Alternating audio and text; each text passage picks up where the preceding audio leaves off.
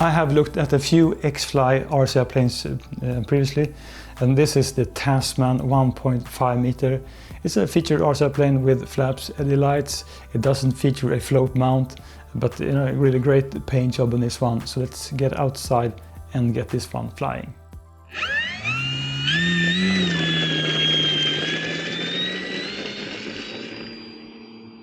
So on a maiden flight, you don't know what to expect. I have no worries for this one. I think it's a good size, nice wing.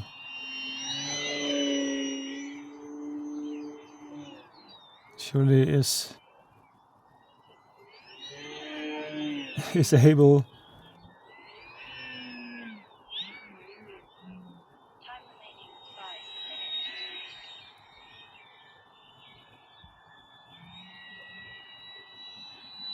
Slow flying even without flaps appears to be good. Really steady.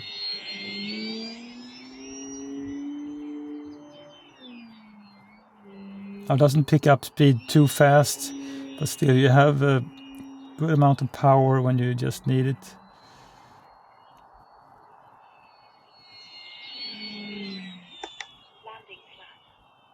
So flaps then are done around like 50% for half flap, 30% for a full flap elevator mix. And right on the mains, that's the perfect landing, the first landing then on this Tasman. Let's go in for another landing. Does slow down nice with the flaps. Really smooth landing, and thanks to these large wheels also. In my experience, when you have like 1.5 or a little bit larger RC airplanes, they are usually really easy to get down. They're not as twitchy as smaller RC airplanes. They just drop in a good way.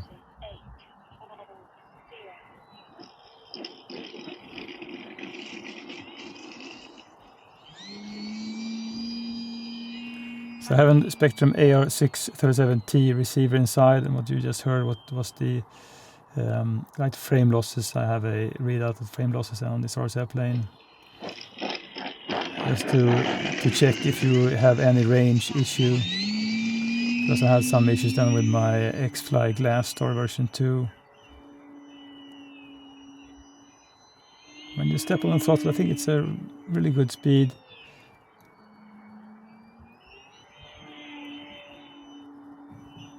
No problem doing a roll on top of the loop.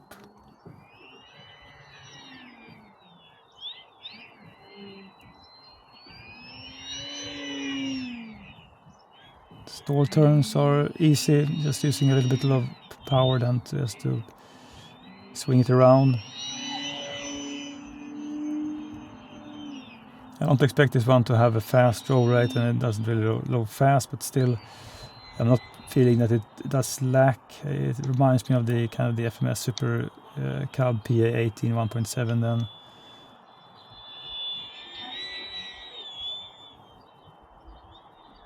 I think for orientation, the colors on this RC airplane is good. A little bit too much white in my taste then, but still good.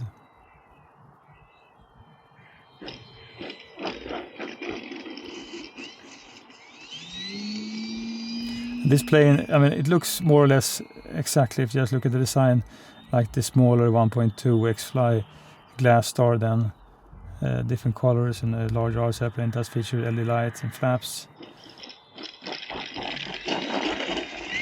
And the same kind of balloon tires as on the smaller Glass Star then also.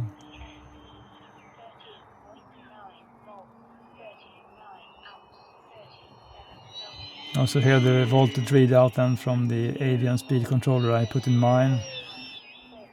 So you don't need to replace the speed controller, but as I have like spare parts, I just tend to put them in all my RC airplanes just to have full telemetry. Just a good feature to measure power draw. I think this one draws somewhere around, just tested it previously, like 43 amps.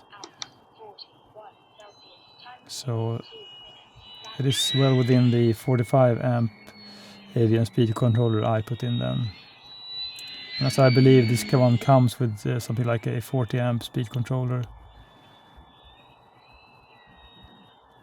But with the Avian then you also have reverse thrust. So that's a nice feature to have if you want to stop the RC airplane.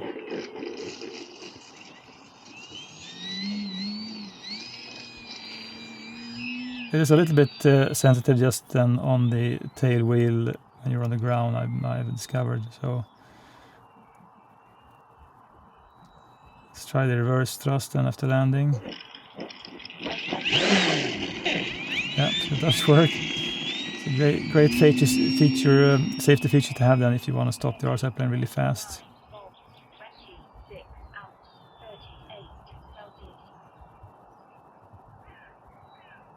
Another landing. I mean, it's really easy to get this one down. Almost as easy to land this as the Super Cub 1.7 then. And more or less just as easy to land this one as the Maule M7.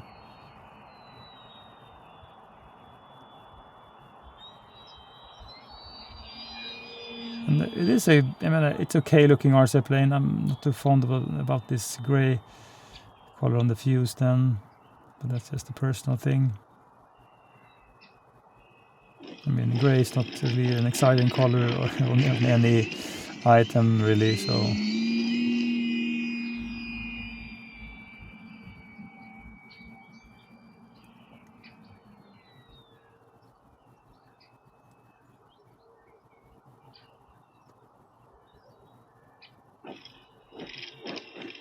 A little bit of bouncing if you have a little bit more of just to plop it down. But I also suspect that these landing gears, thanks to the large balloon tires, will be saved by the tires then also. I mean, it's a really great flying RC airplane, this Tasman 1.5 from XFLY. When you fly a lot of RC airplanes, I think you do, of course, get better all the time because you improve your skills. And eventually, I think you more or less, fly almost all RC airplanes really good. And it becomes more and more difficult to pick which is a good RC airplane and which is not a good RC airplane. And the thing is with something like the Tasman then, this is I would say like a fantastic flying RC airplane in almost all aspects. I mean, of course, it's not a super agile RC airplane, but still you can do lots of things with this one. It's a powerful one. It's also really efficient. I think it looks great in the sky. It does have the most important features with flaps then, and also the LED lights. But I think that the LED lights is something that, it's not really too good because you only have wingtip lights like navigation lights, red and green. And I would like to have seen some sort of nose light or front-facing white light then. That would be really great. I also think that although this is really great for orientation, I think it's very much white on this RC airplane. So for the sheer look of it could use a bit more stripes or colors. I don't know. It doesn't feature a float set, which is a negative, I would say. And I mean, I could compare this one for instance, on the E-flite Maule M7, which is a similar sized RC airplane, but the Maule M7 just looks fantastic. It's also a really great and able and agile RC airplane, or just super floaty. So, I mean, and I don't think that the price, if you could just consider them like the BNF version of the Maule M7, is more than this one actually. So I would certainly just pick the Maule M7. When you reach high wing RC airplane in this class, like 1.5, I think they're also kind of comparable then to the FMS Super Cub PA18 at 1.7. But the 1.7 is just so fantastic. So in comparing the Tasman to the 1.7 PA18, then the PA18 is just super great. The LED lights is better on the PA18. It does feature float set, which is included then also. and it's just I think it's a really beautiful RC airplane. Also really white, but I think it looks fantastic as is. But I mean, by no means this is a bad RC airplane, because it's a simple build. It's able. These large wheels makes it really easy just to land this RC airplane, and you get a good prop clearance also. So I think that even if you have longer grass, no problems with this RC airplane. So I mean, 1.5 is a little bit tricky because there are so many 1.2 that are fantastic. I think that the Glaster 1.2, the version 2 orange one, is just a fantastic one in a good size also. But now when you reach 1.5, they become a little bit more difficult to haul in your car in one piece. So I mean, that's something that might hinder you just to bring this RC airplane in the flying field. But I'm not bashing this Tasman because it is a great flying RC airplane. It does look great. It does have a great feature set, nice wheels on this one. It's just that there are so many great RC airplanes, so it's just difficult to actually recommend this over something like the Maule M7.